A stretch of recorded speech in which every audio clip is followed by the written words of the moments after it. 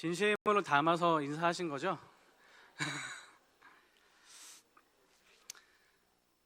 네. 성도님들께서 아시다시피 4주 동안 교사대학이 진행되고 있습니다. 우리 집사님께서 기도해 주셨는데 교사대학으로 인해서 오후 예배 설교가 짧아지고 또 예배가 빨리 끝나는 정말 아주 놀라운 시간을 경험하고 계십니다. 너무 아쉬우시죠? 근데 시간이 많이 없는데 빨리빨리 진행해야 될 텐데 주일 오후 3시부터 6시까지 4주간 이렇게 모이는 것이요 결코 쉽지만은 않은데 그 일을 하고 계십니다. 우리 참석하는 모든 교회학교 교사님들 또 청년들, 성도님들께서도 하고 계십니다. 무엇보다 다음 세대와 교회를 위해서 또 우리 성도님들의 또 지속적인 관심과 기도가 필요합니다. 다음 세대를 세운다는 것은 또 한두 사람의 과업만은 아닙니다. 또 우리 교회 전체의 비전이고 또 향후 우리 교회의 미래이기 때문입니다. 그런 의미에서 한 번 더 인사했으면 좋겠는데요. 우리 다음 세대를 위해 또 꼭 기도합시다. 한번 같이 인사할까요? 다음 세대를 위해 꼭 기도합시다. 네, 꼭 기도해 주시기 바랍니다. 이 시간 오늘 본문으로 성도의 옷이라는 제목으로 함께 은혜를 나누기 원하는데요. 11월의 첫째 주입니다. 완연한 가을이죠. 어느덧 올해도 2달밖에 남지 않았습니다. 곧 겨울이 올 것이고 2019년도 한 해가 가면 너무 안타깝지만 우리는 또 한 살씩 먹게 됩니다. 혹시 벌써부터 우울한 성도님들께서는 안 계신지 모르겠습니다. 우리가 나이를 먹고 또한 신앙의 연수가 한 살 한 살, 한 해 한 해 더해가면서 어떠십니까?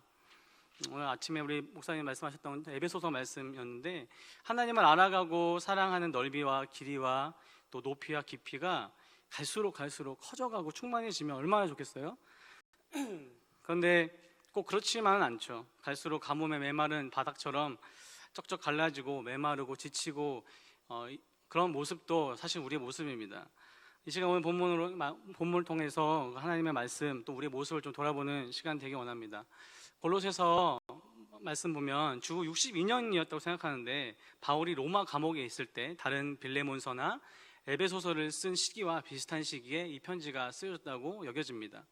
골로새 교회는 바울이 에베소에서 3년 동안 사역하는 동안 세워진 교회였습니다. 에베소에서 한 동쪽으로 160km 떨어진 곳이었는데 바울이 직접 이곳에 가서 복음을 전하진 않았습니다. 복음을 전한 적은 한 번도 없지만 어떻게 해서 이 지역에 교회가 되었을까 보면 죄송합니다. 에바보라라는 이 골로새 사람이 에베소에 왔다가 바울이 전한 복음을 듣고 은혜를 받고 회심하고 또 자기 고향으로 돌아가서 복음을 전하기 시작했고 이 복음을 전해 들은 우리 그 많은 믿음의 사람들이 모이면서 처음 골로새 교회가 탄생되었다고 생각되는데요. 그렇게 은혜 가운데 세워진 이 골로새 교회지만 문제없는 교회가 지구상에 없는 것처럼 또 이 교회에도 문제가 생긴 것입니다. 골로새 교회를 위협하는 여러 가지 이단의 소식을 듣고 에바브라를 통해서 들은 이 바울이 옥중에서 이렇게 편지를 쓰는데 그것이 바로 이 골로새서입니다. 지리적으로 참 중요한 위치였습니다. 처음에는 동서무역의 길목에 있어서 지금의 소아시아 지역이 터키 지역인데요. 이곳에서 참 중심 도시 역할을 한창 했지만 번영했던 그곳이었지만 점차 쇠퇴하고 또 근처의 도시로 그 역할이 옮겨지면서 예전의 명성은 많이 잃었습니다. 하지만 여전히 남아있는 것이 있었습니다. 그것이 뭐냐면 유대주의, 또 헬레니즘, 동방의 신비주의 이런 것들이 다 뒤섞여 있던 곳이죠. 혼합 문화였던 것입니다. 그러기에 영재주의와 천사 숭배 사상이나 금욕주의나 율법주의 등등이 만연했던 곳이 바로 이 골로새 교회였습니다. 교회를 계속해서 하나님의 복음이 아닌 이단의 사상들이 계속해서 위협을 하고 있었는데 어쩌면 오늘 우리 살아가는 모습과 너무나 닮아있지 않는가, 현대를 살아가는 우리와 별반 다르지 않는가 생각합니다. 절대 가치를 잃어버리고 있는 오늘이죠. 혼합주의로 계속해서 물들어갑니다. 교회는 복음을 하나님의 말씀만으로도 충분하다는 이 복음을 그 외에도 수많은 것들이 우리를 공격하고 있는 현실 아닙니까? 세상의 가치관들이 또 밀접하게 우리 삶에 녹아져 있고 이제는 교회 안에까지 스며들고 있는 이 안타까운 현상, 어쩌면 골로새 교회나 신약의 많은 교회들의 문제가 우리의 문제이고 우리 가정의 문제가 아닌가 생각합니다. 그럴 때일수록 우리에게 필요한 것이 무엇일까요? 무엇보다 우리의 정체성을 아는 것이 중요합니다. 읽었지만 12절 말씀 같이 한번 다시 읽어볼까요? 우리 정체성에 대해서 말씀하고 계신데 3장 12절 말씀을 다시 한번 읽어보겠습니다. 시작. 그러므로 너희는 하나님이 택하사 거룩하고 사랑받는 자. 여기까지요. 네. 앞에까지였는데 뭐였냐면 우리는요 하나님이 택하시고 거룩하고 사랑받는 자라고 이미 우리에게 선언하십니다. 믿으십니까? 이 사실을 믿는 것이 저와 여러분의 믿음의 시작이고 은혜의 시작입니다. 온 우주 만물을 창조하신 그 하나님께서 티끌보다 못한 저와 여러분을 택하셨다는 것, 또 친히 찾아와 주셨다는 것, 그리고 사랑하신다는 것. 헬라어 단어에서 에클렉톤이라는 있는데 이것이 바로 영어의 선택이라는 일렉트라는 뜻의 영단어가 나오는데 그 선택은요 그냥 우연히 그냥 실수로 어쩌다가 이렇게 선택한 게 아니라 특별한 목적과 운명을 위해서 치밀한 계획을 위해서 계획 가운데 택한 것이 바로 이 선택이라는 것입니다. 하나님의 선택은 우리의 부르심은 바로 그런 것입니다. 그러기에 일찍 부른 자들은 또 일찍 부름 받은 자들은 일찍 부름 바대로, 또 혹시 늦게 부름 받은 분들은 늦게, 또 지위 고하를 떠나서 어떤 배경과 우리의 어떠함이 아니라 여기 계신 한 번의 성도님들께서는 하나님께서 직접 이름을 불러가시면서 이 자리에 앉게 하신 겁니다. 하나님의 귀한 자녀라는 것이죠. 그런데 우리가 아무 흠이 없고 선하고 의로워서 택한 것이 아닙니다. 그냥 우리를 만드신 그분의 마음이었습니다. 그분 자체가 선하시고 자비로우셔서 긍휼이 많으시기에 가능했던 것이고 우리가 선택된 이유가 없습니다. 어떤 이유를 우리 스스로에게 찾을 수 없습니다. 그리고 찾아서도 안 됩니다. 12절은 그러므로 라고 우리가 읽었지만 시작하죠. 이 그러므로는 그 앞부분에 대한 그러므로인데 앞부분에 있는 내용은 전체를 받고 있습니다. 바울은 로마서나 에베소서나 또 골로새서 또 많은 서신서에서도 보면 앞부분에는 예수님께서 하신 일, 뒷부분에서는 그렇다면 우리가 해야 할 일, 어떻게 보면 마치 이론과 실전, 교리와 실천같이 앞부분에는 하나님께서 어떤 하나님이시고 예수님이 어떤 일을 하셨는지에 대해서 나옵니다. 골로새서도 1, 2장이 그런 내용이 주가 됩니다. 우리를 택하신 하나님께서, 예수님께서 저와 여러분을 선택하시고 뭐라고 하십니까? 거룩하다, 그리고 사랑하다, 사랑한다 하시는데 그 근거가 무엇일까요? 그 근거는 우리의 것이 아닌데 3장 1절 한번 읽어볼까요? 그 앞에 부분인데 3장 1절 말씀 다시 한번 읽어보겠습니다. 시작. 그러므로 너희가 그리스도와 함께 다시 살리심을 받았으면 위의 것을 찾으라. 거기는 그리스도께서 하나님 우편에 앉아 계시느니라. 아멘. 우리의 근거, 우리가 거룩하고 사랑받는 자라는 근거가 무엇입니까? 그리스도와 함께 다시 살리심을 받았다. 곧 예수 그리스도의 죽음과 부활인 것입니다.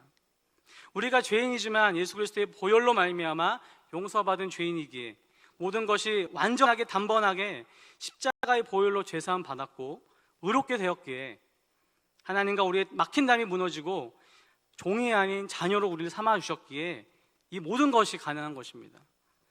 이것이 우리의 정체성이죠. 우리 정체성을 알고 진정으로 우리의 머리로만 알고 있는 지식적인 동의가 아니라 그것이 우리 가운데 심령 가운데 믿어질 때 일어나는 현상들이 있습니다. 우리 삶에서 어쩌면 자연스럽게 흘러나와야만 하는 현상, 그 부분이 다시 12절 14절인데요 다시 한번 읽어볼까요? 12절 14절 같이 한번 읽어보겠습니다. 시작. 그러므로 너희는 하나님이 택하사 거룩하고 사랑받는 자처럼 긍휼과 자비와 겸손과 온유와 오래 참음을 옷 입고 누가 누구에게 불만이 있거든 서로 용납하여 피차 용서하되 주께서 너희를 용서하신 것 같이 너희도 그리하고 이 모든 것 위에 사랑을 더하라. 이는 온전하게 매는 띠니라. 아멘. 너무나 어려운 말씀이죠. 우리의 힘으로 할 수가 없습니다. 이러한 우리의 정체성 가운데 어쩌면 우리가 그렇게 농락받은 우리 가운데 자연스럽게 흘러나와야 할 모습, 에덴 동산에서 죄를 지은 아담과 하와에게 가죽 옷을 지어 입혀주셨던 그 하나님의 구원, 예수 그리스도의 십자가의 죽음으로 이제는 자격 없는 저와 여러분이 예수 그리스도의 의로 옷을 입혀주셨습니다. 예수 그리스도를 믿음으로 새 사람이 되었고 이제는 주 안에서 주를 닮아가며 주님이 다스리심을 받으며 살아가는 것인데 그런 모습이 이렇게 12절, 13절, 14절의 모습처럼 나오는 거죠. 그리스도를 옷 입는다는 것은요 무엇보다 우리 심령의 변화, 삶의 태도와 변화로 연결되는데 어떤 옷일까요? 우리가 읽었던 것처럼 긍휼의 옷, 자비와 겸손과 온유와 오래 참음으로 옷을 입으라 말씀하십니다. 사실 다 이미 주어진 옷인 것입니다. 왜죠? 예수 그리스도의 성품이기 때문입니다.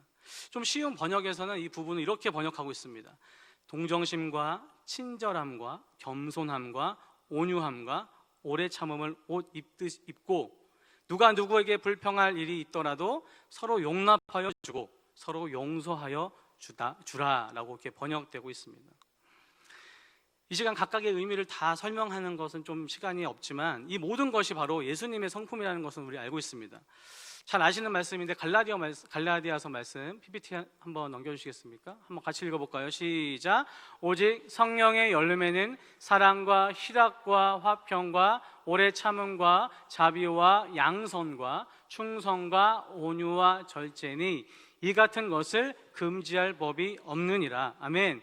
성령의 열매들이 아니라 성령의 열매라고 나와 있는 이 단수가 결국 마치 포도송이처럼 하나라는 거죠. 하나의 열매처럼 존재하는 것입니다.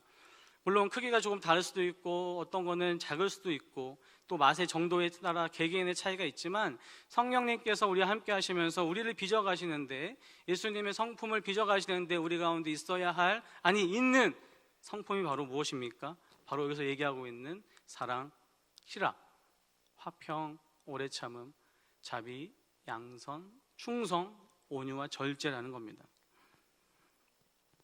우리의 내면과 인격이 변화되는 것, 예수 그리스도의 성품을 우리 가운데 맺어가시는 분이 누구시라는 것이죠? 성령 하나님이시라는 겁니다. 그래서 당연하게 우리의 역할이 아니라, 우리의 일이 아니라, 우리의 노력이 아니라, 우리의 공로가 아니라, 우리의 열심이 아니라 그분이 하신 일이기 때문에 이 같은 것을 금지할 법이 없다라고 얘기하십니다. 14절에 다시 본문으로 돌아와서 보니까 이 옷을 온전하게 묶어주는 띠가 바로 사랑이다. 그래서 이 기독교가 사랑의 종교이고 하나님은 자신을 정의하시는데 하나님은 사랑이시다 말씀하시는 거죠.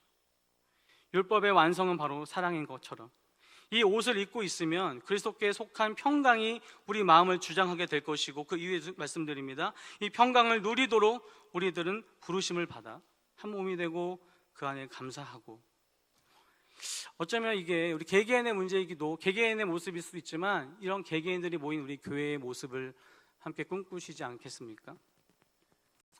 마지막으로 16절 17절 말씀을 한번 같이 읽고 마무리하기 원하는데요. 16절 17절 말씀, 이 교회의 우리 교회의 모습이 이렇게 되었으면 좋겠어요. 같이 한번 읽어보겠습니다. 시작. 그리스도의 말씀이 너희 속에 풍성히 거하여 모든 지혜로 피차 가르치며 권면하고 시와 찬송과 신령한 노래를 부르며 감사하는 마음으로 하나님을 찬양하고 또 무엇을 하든지 말에나 일에나 다 주 예수의 이름으로 하고 그를 힘입어 하나님 아버지께 감사하라. 아멘. 우리 월평동산교회의 모습입니다. 목소리가 작으셔서요. 다시, 우리 월평동산교회의 모습임을 믿습니다. 우리의 힘으로 할 수 없습니다. 그래서 성령님께서 이미 하신다, 하고 계시다. 이것은 우리의 열매가 아니라 성령님께서 우리를 빚어가시는 열매일 뿐입니다. 말씀을 좀 마치기 원하는데요. 산과 거리들이요, 나무들의 단풍으로 옷을 바꾸어 입는 하나님의 놀라운 솜씨를 느낄 수 있는 계절이 되었습니다. 우리는 어떤 옷을 입고 있는가요? 우리 성도님들께서는 어떠한 옷을 입고 계십니까?